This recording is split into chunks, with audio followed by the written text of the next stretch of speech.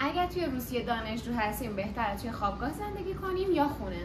سلام دوستان، به چنل مهشید مدلاک خیلی خوش اومدین. امروز میخوام توی این ویدیو بهتون بگم که وقتی اومدین روسیه بهتره که توی خوابگاه زندگی کنید یا خونه. در واقع این دوتا گزینه رو قراره واسهتون مقایسه بکنم و اینکه تجربه خودم رو بگم و هزینه‌های خونه و خوابگاه رو بهتون بگم. خب اول بریم سراغ خوابگاه‌ها توی روسیه. خوابگاه‌ها به این صورت هستن که در واقع اتاق‌ها بین تک نفره تا 3 نفره هستن و خب قطعا هزینه‌هاشون هم متفاوت است با توجه به تعداد نفرات. امنیت خیلی خوبی دارن و خب آشپزخونه‌ها به صورت اشتراکی استفاده میشن و گاهن حالا سرویس بهداشتی و حمام هم به این صورت هستن که بین مثلا 4 تا 5 نفر در واقع به صورت اشتراکی استفاده میشن. اما خب هزینه خوابگاه قطعا نسبت به خونه خیلی پایین‌تر هستش و به صرفه تره. در واقع عقیده من اینه که حالا دانشجویی که سال اول هست مخصوصا بهتره که توی خوابگاه زندگی بکنه تا بعدن حالا دنبال خونه بگرده و خونه حالا یا هاستل یا هتل آپارتمان و این جوجه ها رو بخواد اجاره بکنه.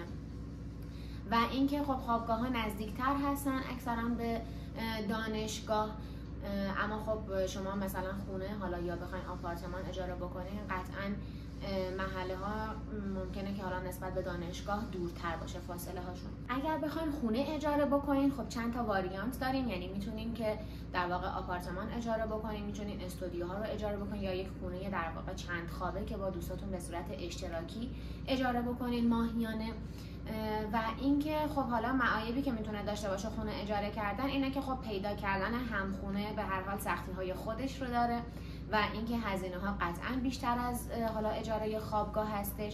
محله‌ای که میخواید حالا خونه بگیرید دست خودتونه، اما اکثرا دیگه خیلی دور میشه از دانشگاه ها.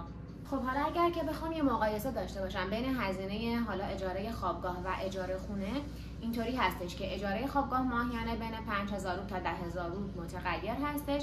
هزینه اجاره خونه هم که خب از حالا 23000 روبل شروع میشه تا حالا 40000 روبل 50000 روبل که متفاوته حالا بسته به اینکه شما توی کدوم محله میخواین خونه بگیرین.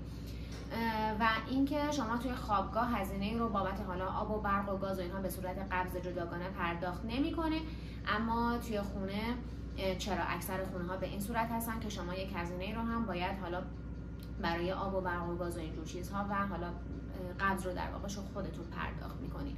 یه هزینه دیگه هم که خونه داره به این صورت هستش که در واقع صاحب خونه توی روسیه از شما یک مبلغی رو به عنوان زالوگ دریافت میکنه. زالوگ در واقع چیه؟ اینطوری هستش که شما اول اجاره کردن خونه در واقع اون هزینه رو پرداخت میکنید و در آخر وقتی که میخواید حالا خونه رو تحویل بدین اون مبلغ رو به شما برمیگردونن. اما در چه صورتی؟ در صورتی که شما هیچ آسیبی به اون خونه وارد نکرده باشین.